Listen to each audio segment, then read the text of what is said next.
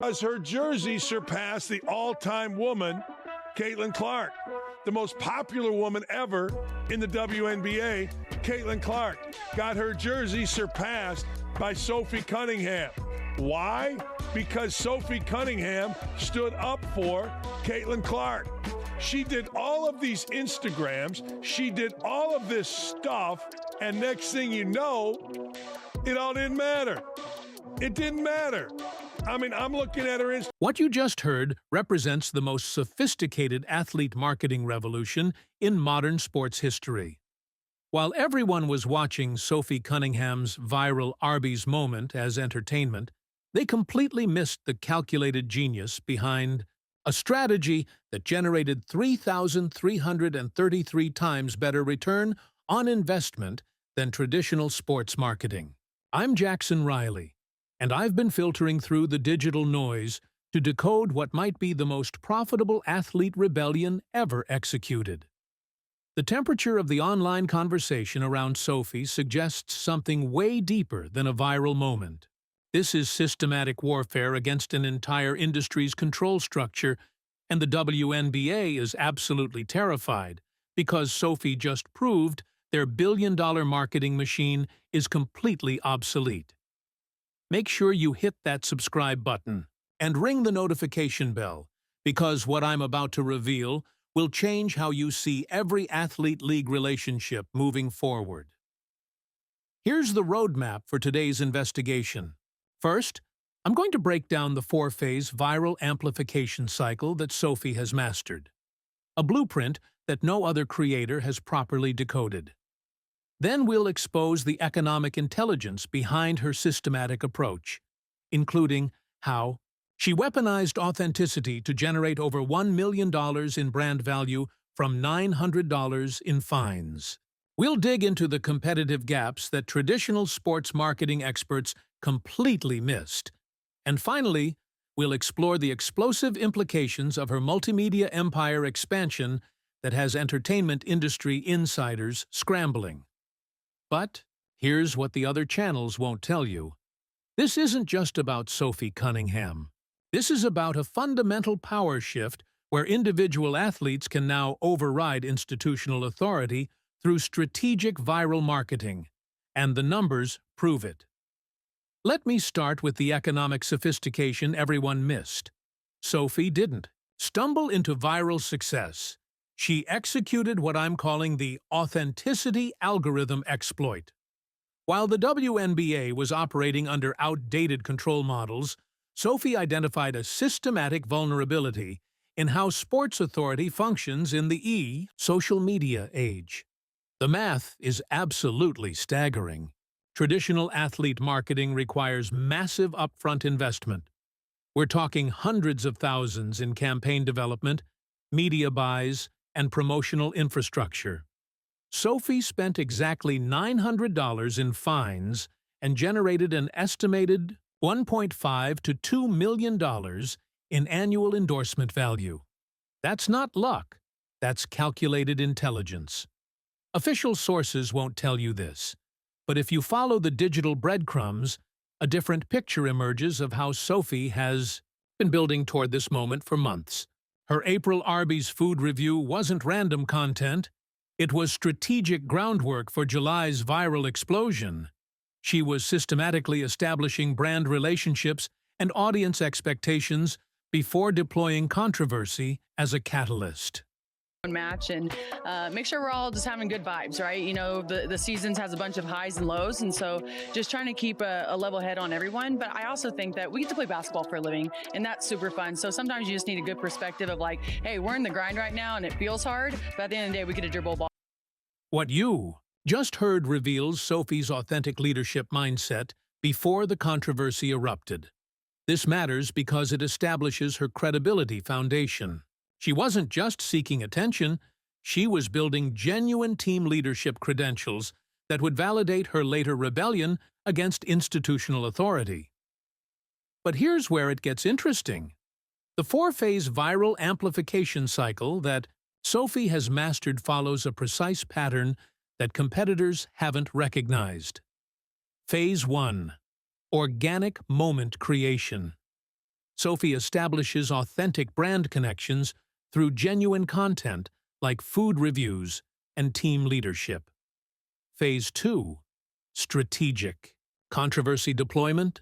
She identifies institutional failures, in this case, referee misconduct, and responds with calculated criticism. Phase 3. Institutional pushback amplification. Rather than backing down from WNBA fines, Sophie transforms punishment into proof of authenticity. This is where most athletes fail. They apologize and retreat. Sophie doubled down and weaponized the league's response. Phase 4. Commercial capitalization through brand partnerships and viral merchandise. The temperature of the online conversation during each phase reveals Sophie's sophisticated understanding of audience psychology. She's not just reacting to events, she's orchestrating them to maximize emotional impact and commercial opportunity. Now let's talk about what happened when Sophie deployed Phase 3 of her strategy: institutional pushback amplification. This is where her marketing genius truly emerged. After the game, Caitlin Clark and Sophie are both running up to the referee here. They are both so upset, and the referee is just walking away from them. He won't even look at them in the face. He keeps turning. Like, Sophie even went up at one point and is like tapping on his arm. He would not even look at them. You guys, I have watched so much basketball in my lifetime, so much NBA, so much professional basketball. It's comical at times when you see the players after the games talking to the refs, because a lot of them end up knowing each other at a certain point because they've reffed their game so many times. The fact that this referee wouldn't even... That eyewitness account validates everything about Sophie's strategic positioning. The referee's complete dismissal of legitimate player concerns provided perfect justification for Sophie's social media response. She wasn't attacking officials unfairly. She was exposing systematic institutional failures that fans could see with their own eyes. But here's the angle nobody's covering. Sophie understood that documenting institutional dysfunction would generate more authentic engagement than any manufactured promotional content. Her TikTok criticism reached 1.3 million views organically because it resonated with fundamental fairness expectations that transcend basketball. Okay, now let's get into rumor territory. Nothing is officially confirmed, but the online chatter suggests Sophie's agent has been systematically positioning her for multimedia expansion since before the viral moment. The wrestling offers from Lakers owner Jeanie Buss aren't spontaneous. They represent calculated diversification into entertainment sectors where athlete authenticity commands premium value. The signals point to Sophie recognizing that traditional sports marketing limits athlete earning potential to league-controlled narratives. By establishing independent brand authority through strategic controversy, she's accessing revenue streams that bypass institutional gatekeepers entirely. This brings us to the moment that changed everything: Sophie's calculated deployment of the Hot Girls Eat Arby's shirt. Arrangement into the Chicago Sky game. Of course, the Indiana Fever, I would like to say, beat the brakes off the Sky, but really it felt like they underachieved a good bit yesterday with so many Sky members being out of the lineup.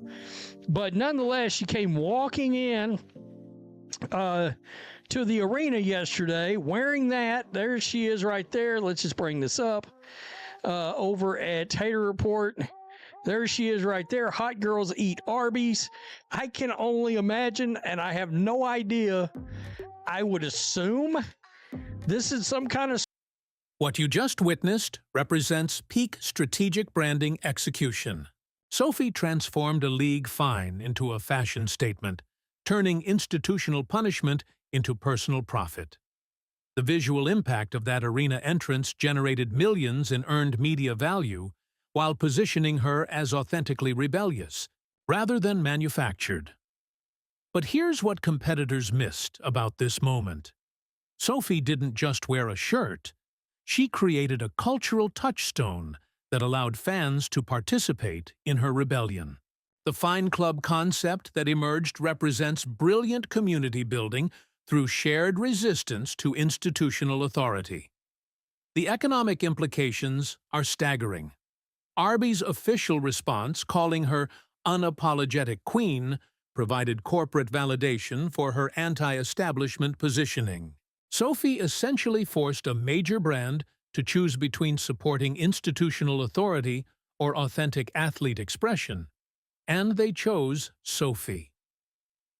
Reading the signals from social media engagement patterns, Sophie's crossover appeal extends far beyond traditional WNBA demographics. Her content resonates with WWE wrestling fans, fast food culture communities, and younger demographics frustrated by corporate sports sanitization. This demographic expansion represents the real competitive advantage that traditional basketball content cannot match. Now, I want to address the systematic nature of Sophie's success, because this is where the competitive intelligence gets really interesting. Game. That helps your brand. You come to play with the Fever because you're playing with Caitlin Clark. You become friends with one of the most powerful, popular athletes in America. But then there's always that moment. And for Sophie Cunningham, that moment occurred the other day with a takedown, a grab. It was perceived that she was protecting Clark. Wasn't really that, but that's all right. Let perceptions rule. And now people are interested. It's good. That analysis captures something crucial that other creators have missed. Sophie's protective moment with Caitlin Clark wasn't just authentic emotion. It was strategic positioning within the WNBA's attention economy.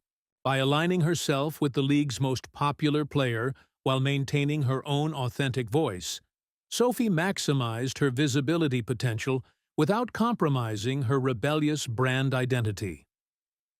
The connection to Caitlin Clark provided Sophie with initial amplification, but her subsequent viral success proved she could generate independent engagement through her own strategic intelligence.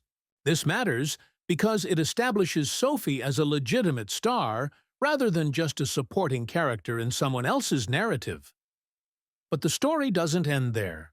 The intelligence I've gathered suggests Sophie's brand partnerships represent systematic preparation for post-WNBA career expansion. Her confirmed relationships with Adidas, Ring, Quest Nutrition, and Skims indicate sophisticated diversification beyond basketball-dependent revenue streams. Official sources won't tell you this, but the wrestling offers from Jeanie Buss and Women of Wrestling represent legitimate entertainment industry recognition of Sophie's crossover potential. David McLean's comparison of her to Marty McSorley protecting Wayne Gretzky positions her protective relationship with Caitlin Clark as marketable entertainment value. Here's where it gets even more interesting. Connecting the dots between Sophie's systematic controversy deployment and her entertainment industry positioning reveals a calculated transition strategy that traditional sports marketing experts haven't recognized. Sophie identified that athlete, earning potential peaks during active career periods, but entertainment industry relationships can extend revenue generation indefinitely. By establishing authentic brand authority through strategic rebellion, she's positioning herself for multimedia personality status that transcends sports categorization. The rumor mill suggests documentary deal discussions with Netflix and Amazon represent validation of Sophie's systematic approach to controversy monetization. If these negotiations are real, Sophie will have successfully transformed institutional punishment into premium entertainment content. That brings us to the inevitable question: what does Sophie's success mean for the WNBA's authority structure moving forward? The evidence suggests Sophie has exposed a fundamental vulnerability in how sports leagues maintain control in the social media age. Traditional disciplinary actions that once silenced athletes now provide content catalysts that amplify rebellious messaging. Sophie proved that institutional punishment can be weaponized into personal profit, through strategic viral marketing. Reading the temperature of online conversations, other players are already studying Sophie's blueprint for systematic controversy monetization. The authenticity over algorithm trend she embodies is becoming dominant in sports marketing, with athletes prioritizing genuine fan connections over sanitized corporate messaging. This represents what I'm calling the Sophie Standard, a new model where athlete empowerment through strategic viral marketing can override traditional authority structures. The competitive implications are massive because it fundamentally changes the power dynamic between athletes and leagues. But here's what they missed. Sophie's success isn't just about individual rebellion. It's about establishing a replicable framework that other athletes can adopt. Her four-phase viral amplification cycle provides a systematic blueprint for transforming institutional conflict into commercial opportunity.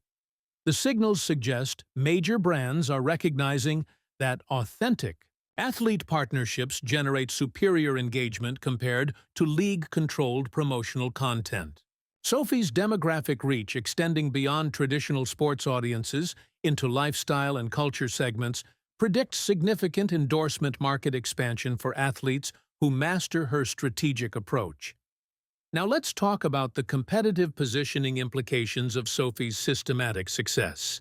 Traditional sports content creators are operating under outdated assumptions about athlete-audience relationships, while Sophie has cracked the code for direct community building through strategic authenticity. Her content consistently generates more social engagement than official WNBA promotional materials during viral periods because fans prefer genuine athlete perspectives over manufactured league narratives. This represents a fundamental shift where individual athlete storytelling can supersede institutional control through superior audience psychology understanding.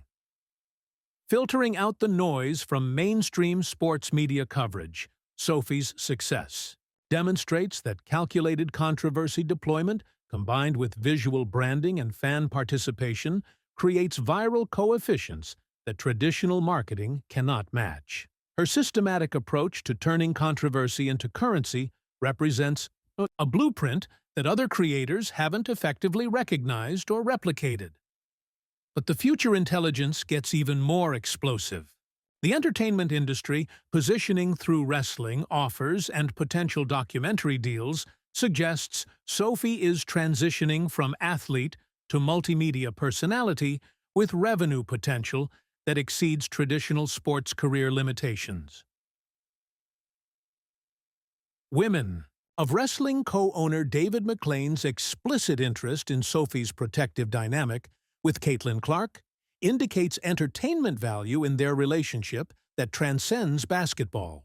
If Sophie successfully transitions to entertainment while maintaining WNBA relevance, she'll have created a dual revenue model that maximizes earning potential across multiple industries. The temperature of conversations around potential documentary coverage suggests major streaming platforms recognize Sophie's narrative as representing broader athlete empowerment themes that resonate with contemporary audiences frustrated by corporate control structures.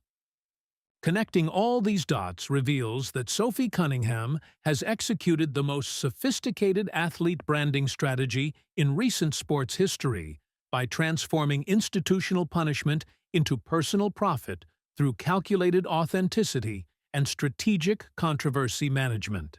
Her success represents a fundamental paradigm shift where social media influence can override traditional authority structures through systematic viral marketing intelligence. The competitive gaps that traditional content creators missed include the economic sophistication of her approach, the systematic nature of her controversy deployment, and the multimedia empire implications of her entertainment industry positioning. Sophie didn't just go viral. She established a replicable framework for athlete empowerment that threatens traditional league control models. But here's the final piece of intelligence that changes everything. Sophie's blueprint proves that Authentic athlete rebellion combined with strategic commercial positioning can generate revenue, streams that completely bypass institutional gatekeepers. This represents the future of athlete empowerment in the social media age. Reading the signals from her systematic success, Sophie has cracked the code for transforming controversy into currency through calculated authenticity that resonates with audiences frustrated by corporate sports sanitization. Her four-phase viral amplification cycle provides a framework that other athletes can adopt to establish independent brand authority. The implications extend far beyond Sophie's individual success because she's proven that strategic viral marketing can override traditional sports authority structures through superior audience psychology understanding. This represents a new model of athlete empowerment that the WNBA and other leagues are absolutely terrified to confront. So, what's fact and what's speculation? Here's my breakdown. Sophie's economic success metrics are documented and verified. The jersey sales, social media growth, and brand partnership value are factual. Her systematic approach to controversy deployment is evident through timeline analysis of her content strategy. The entertainment industry positioning through wrestling offers is confirmed, while documentary deal discussions remain in rumor territory but are supported by her expanding media presence. The competitive intelligence reveals that Sophie's success represents more than individual achievement.